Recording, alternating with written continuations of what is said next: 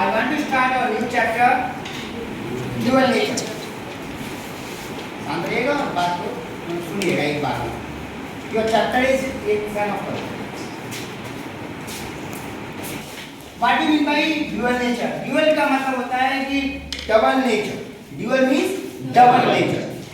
जब कोई particle space में चलता है, जब कोई पार्टिकल किसी मीडियम में चलता है, तो उसके साथ एक वेव एसोसिएट रहती है. एक एग्जांपल ले रहे हैं, अगर पानी के अंदर सांप चल रहा है तो लहरें भी चलती हैं. आप देखिएगा, आप खुद ही देखिएगा, पानी के अंदर रेस्ट वाटर में आप जरा मूव करिएगा तो एक लहरें चलेंगी. ओके, और आप अगर मूव कर रहे हैं, अगर कोई सुपरसोनिक जेट निकल रहा है तो उसके साथ एक वेव चलेगी, एसोसिएट रहेगी. अगर वेव के बारे में नॉलेज हो जाए तो आपको पता चल जाएगा वो जेट प्लेन कितनी स्पीड से चल रहा है. तो when A particle moves in space, then a wave is also associated with the particle, hence it has double nature and it's called dual nature. What do you mean by dual nature? When a particle moves in space, then a wave is associated with the particle and this nature is called dual nature. Okay, so for dual nature, de Broglie, एक scientist थे, de Broglie wavelength.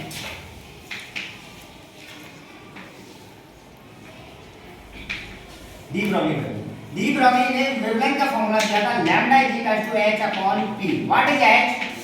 H is a Planck constant and p is the linear momentum.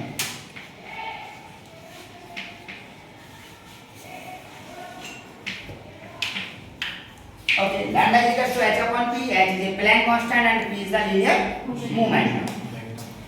अब किसी ने कहा कि sir एक चीज समझाइएगा, सारी चीज को नोट में ले जाइए sir. Okay, lambda is equal to h upon p.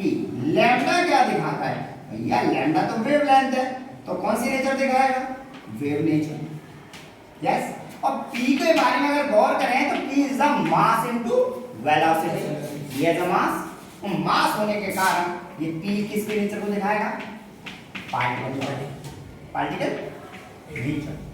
So this nature is called dual nature, double nature. एक ही फॉर्मूला में, और in a single formula you have two types of properties. One lambda for wave nature, p for particle nature, and this is called dual nature. So dual nature समझ में आ गया. Lambda is equal to h upon p, right? Now note number 2, lambda is equal to h upon p. p की जगह mv, mass into velocity. Yes, अब यहाँ तक तो समझिए. अब जरा आगे समझिएगा. अगर हम साइड में जाएं तो हम कहें काइनेटिक एनर्जी जो होती है E is equal to half M V square. Is it clear? Note मत करिए, समझिए. नोट एम से मल्टीप्लाई, एम से डिवाइड. राइट? कोई प्रॉब्लम? आप कह सकते हैं कि एम वी का whole square by 2m. What is M V? P. This is P square upon 2m. तो you can say P square is equal to 2me. Is it clear? And you can say p is equal to under root 2m. E means kinetic energy. So आप कह पाएंगे lambda is equal to h upon p, h upon mv, h upon 2me. क्या समझ में आ रहा है? E is the kinetic energy, m is the mass of particle. Okay, समझिए. इसमें खासियत क्या है, इसके ऊपर ना थ्योरी से ज्यादा न्यूमेरिकल्स पूछा जाता है. तो आपको ये फॉर्मूला, ये जो नोट है, ये इससे ज्यादा यूजफुल है टॉपिक्स. Okay, now E. अब आप जानते हैं कि E is the energy. Energy means what? जब भी एनर्जी का डायरेक्शन करने को कहें, you have to derive an expression for what is energy, kinetic energy etcetera. Any energy you will start from work. तो हमें वर्क से शुरू करना पड़ता है. तो बात अब आपको जानते हैं आप लोग. पहला पॉइंट क्लियर हो गया. दूसरा पॉइंट आप समझिएगा, V यानी कि जो पोटेंशियल होता है W कौन की होता है? और W इक्वल टू क्या हो गया BQ, W equal to BQ। तो बच्चा बोला सर अगला फॉर्मूला बनेगा इसी के आगे लीजिए इज इक्वल टू H/2mVQ। अरे भाई वर्क और एनर्जी एक ही बात होती है, work unit joule energy unit joule, so 2mVQ और H/2mV0Q। अब बंदा अब कंफ्यूज हो गया भाई, अब पूछने लगा सर V क्या है? भाई V तो एक्सेलरेटिंग पोटेंशियल है और V0 स्टॉपिंग पोटेंशियल है। कौन सा पोटेंशियल? Stopping potential. अब बच्चा सर इसको डब्बे में बंद करिएगा, बाकायदा बॉक्स में बंद कर दीजिएगा एंड यहां से आगे की बात करेंगे। ये सारे फॉर्मूला हमारे पास आ गए। एक ऐसा याद होना चाहिए जैसे कि एक श्लोक एक मंत्र याद कर रखा है, lambda equal to H/P H/mP H/2me H/2mQV H/2mQV0। समझाएंगे V और V0 क्या है, फिलहाल यहाँ तक सबको समझ में आ रहा है। क्लियर? तो ये फॉर्मूले पे सारी पिक्चर क्लियर हो गई। हम डी ब्रॉगली को लेकर चल रहे हैं, फिलहाल आगे आइएगा। Okay formula clear. अब एक एक चीज V क्या है, मान लीजिए क्वेश्चन आता है an electron is accelerated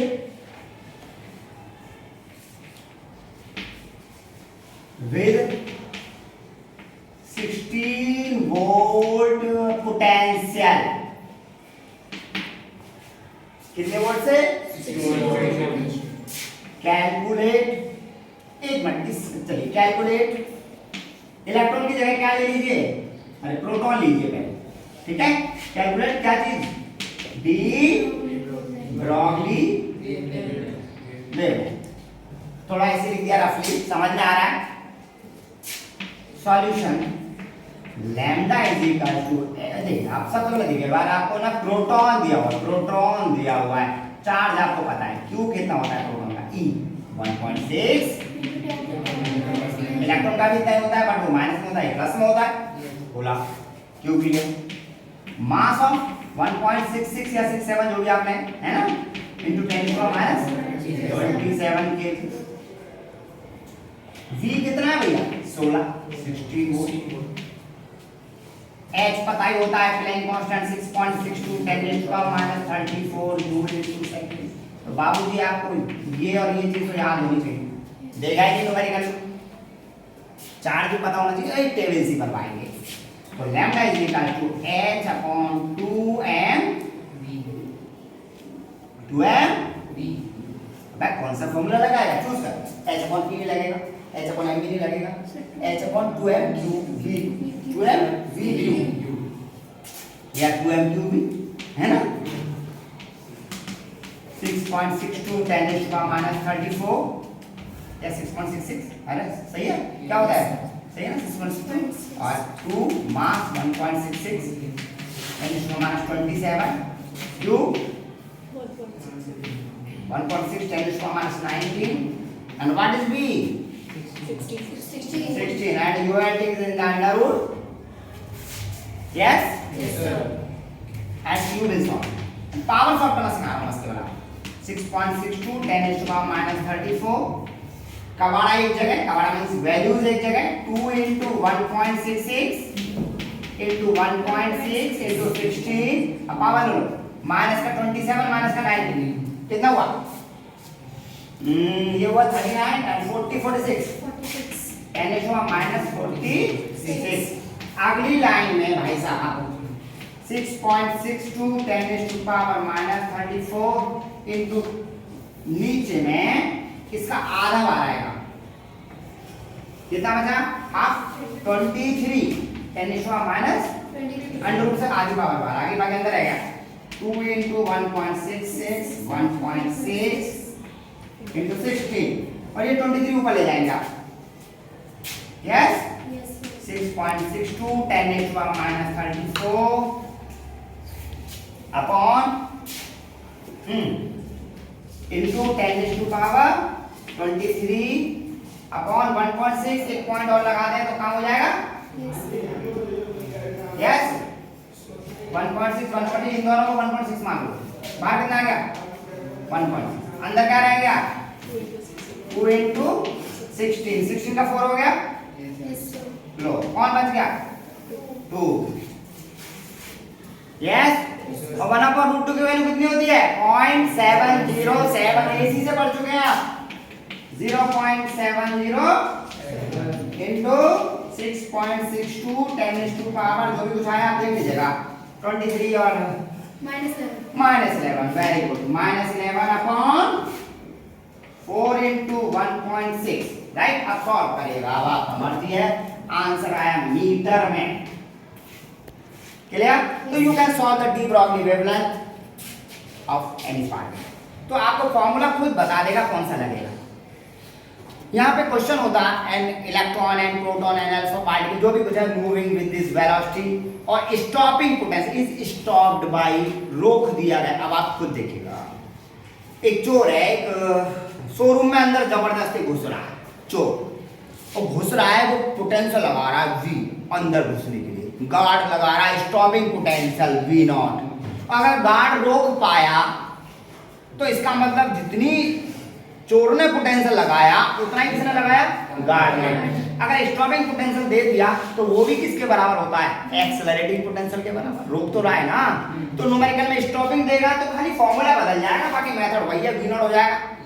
accelerating देगा तो क्या हो जाएगा V हो जाएगा। अब बच्चा बोला सर सारी चीजें क्लियर है मुझे, मैं बोला फिर क्या क्लियर नहीं है, थोड़ा सा टेबल बता दीजिए प्रोटॉन इलेक्ट्रॉन और अल्फा को लेकर। तीन ही पार्टिकल तो वो दौड़ाएगा, या तो प्रोटॉन दौड़ाएगा या इलेक्ट्रॉन दौड़ाएगा या अल्फा दौड़ाएगा, चौथा तो नहीं दौड़ाएगा। क्लियर? तो भाई हम बात करें यहाँ टेबल लेके, इस पर फोकस करिएगा।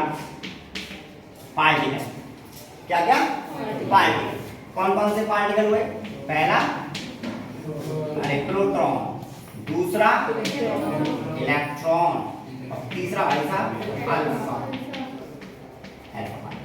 यस भाई प्रोटॉन का मास चार्ज बस इतना ही तो है। मास ऑफ प्रोटॉन बोलो 1.6 kg। मास ऑफ इलेक्ट्रॉन सबको पता है 9.1 -31 kg। मास ऑफ अल्फा भाई साहब 4 गुना होता है जी मास ऑफ प्रोटॉन की, क्योंकि अल्फा को बोलते हैं 2He4, 4 गुना 4, अल्फा मतलब हीलियम न्यूक्लियस। और चार्ज की बात करें भाई, चार्ज कितना होता है इस पे 1.6 10⁻⁹ कूलम, माइनस का होता है, हम वैल्यू की बात कर रहे हैं। इस पे भी चार्ज कितना है, और इस पे जो चार्ज होता है दुगना होता है चार्ज ऑफ किसके प्रोटॉन के। क्लियर?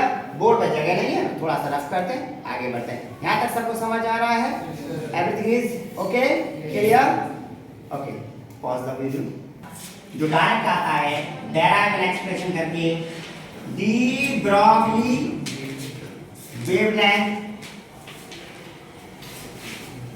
फॉर इलेक्ट्रॉन, अगर इलेक्ट्रॉन को एक्सेलरेट किया जाए तो उसके लिए, इसलिए मैंने वो न्यूमेरिकल करवाते हैं,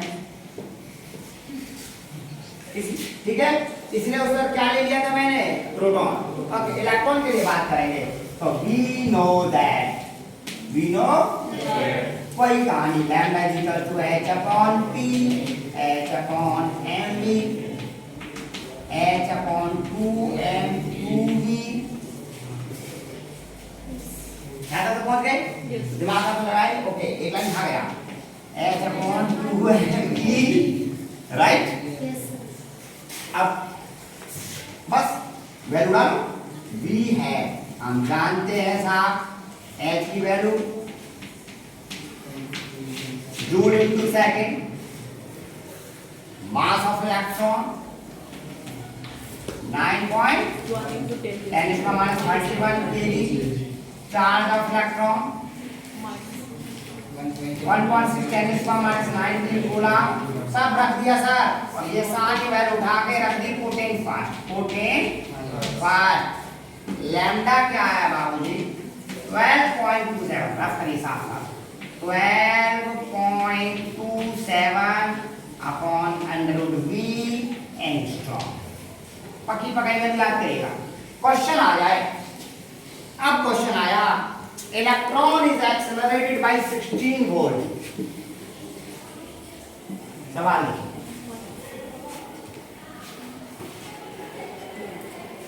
and electron is accelerated by 16 volt. Calculate de Broglie wavelength. Lambda is equal to 12.27 upon under root v angstrom. पकी पकाई value 12.27 upon 16 angstrom. 12.27 upon 4 angstrom.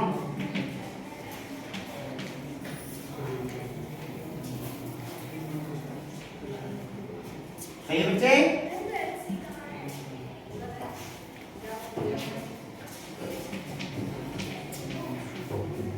Right? तो लैम्डा के लिए सीधा मारेंगे, बाकी प्रोटॉन और उसके लिए थोड़ी इज्जत देंगे आप। क्वेश्चन 3 वैरायटी का है, या तो लैम्डा के पूछेगा इलेक्ट्रॉन के लिए, या आपसे किसी प्रोटॉन या अल्फा के लिए पूछेगा, या एक गेम खेलेगा वो रेशो पूछेगा। यानी आपको मालूम है ना कि प्रोटॉन के मास और अल्फा के मास, प्रोटॉन के चार्ज और अल्फा के मास चार्ज में रिलेशन है, तो रिलेशन पे क्वेश्चन पूछ लेगा।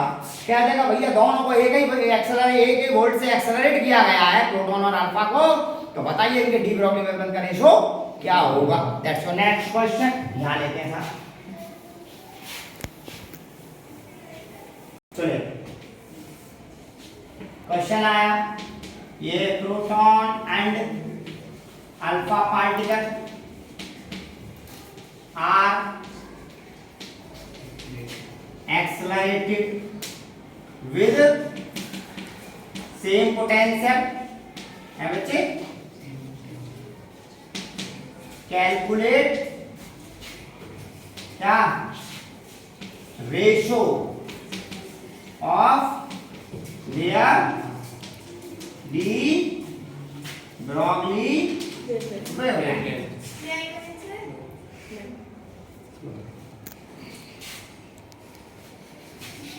तो अब हम बात करेंगे प्रोटॉन अल्फा पार्टिकल को एक्सेलरेट किया गया same de Broglie same potential से, तो डी ब्रॉगली वेवलेंथ क्या होगा। तो जरा देखिएगा, लैम्डा किसके लिए लें, क्या आया, no h upon 2m qv, qv है ev मास, तो 2m qv, राइट। जरा देखो अल्फा के लिए h अपॉन 2m qv, बाबूजी मास, प्रोटॉन किसका, चार्ज किसका, किसका, लैंग्वेज पे गौर करिएगा क्योंकि हम उल्टा कराते हैं। पहले शुरुआत कहां से करी, प्रोटॉन एंड अल्फा, क्या शुरू करा, प्रोटॉन एंड अल्फा, तो आपको प्रोटॉन ऊपर लेना पड़ेगा। हम लोग कभी उल्टा कराते हैं और वहां पता पड़ेगा कि जल्दबाजी में नंबर ना चला जाना, मार्क्स ना चले जाए, तो प्रोटॉन अपन अल्फा का रहेगा। क्लियर? तो ये अपॉन ये अपॉन ये अपॉन ये ऊपर चला जाएगा, क्या बचा 2m alpha q alpha v upon 2m p qp into v, cancel करिए, कैंसिल 2 से 2 v से v, mass of alpha upon mass of proton, charge of alpha charge of proton under root साथ मास ऑफ अल्फा कितना बोलो 4 times mass of proton. Relation याद करने की तरह 2 टाइम्स चार्ज ऑफ प्रोटॉन, सही है। एंड 5 पे शुरू अंडर रूट आ गया 2√2 है ना, रेशो 1, इसका lambda proton ratio lambda alpha is equal. Clear? Now de Broglie के ऊपर किस तरीके से क्वेश्चन आता है, एक ना ग्राफ बनाने को आएगा, क्या बनाने को, ग्राफ। तो बच्चों लैम्डा इज इक्वल टू आप जानते हैं h upon 2m qv, know that, yes.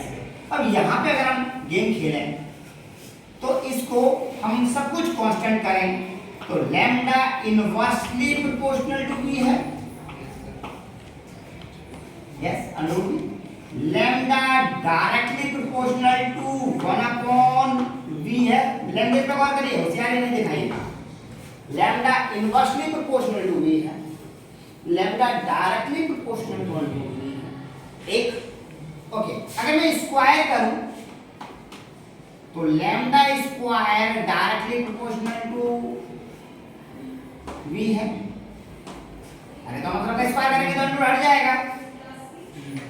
ये तीन चीज समझ में मुझे आई। अगर मैं ग्राफ बनाऊं, इधर मैं v लूं, इधर मैं लैम्डा लूं,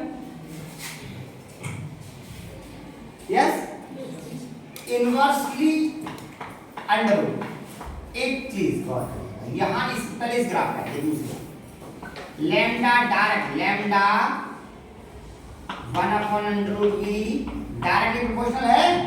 यस सर। पूरा पूरा है ना। इसको a मानो, इसको b मानो, a direct proportional to b, straight line Ohm's law की तरह। सही है? ओके, अगर मैं इसे लूं, किसको, लैम्डा और v को, तो इस एक्सिस पर लैम्डा, इस पर v। अब एक या 1/v, 1/v, तो यहाँ पे लैम्डा क्या है, स्क्वायर है। ये ऐसा ही होगा, बताइए लैम्डा स्क्वायर और 1/v इनवर्सली है डायरेक्टली है, पूरा डायरेक्ट। तो यहाँ ग्राफ कैसा बनेगा, देखिए स्क्वायर कौन पे लगा हुआ है, किस पे लगा हुआ है, लैम्डा पे, ठीक है, किस पे नहीं लगा। ओके, तो ये जो ग्राफ है इसकी तरफ घूम जाएगा,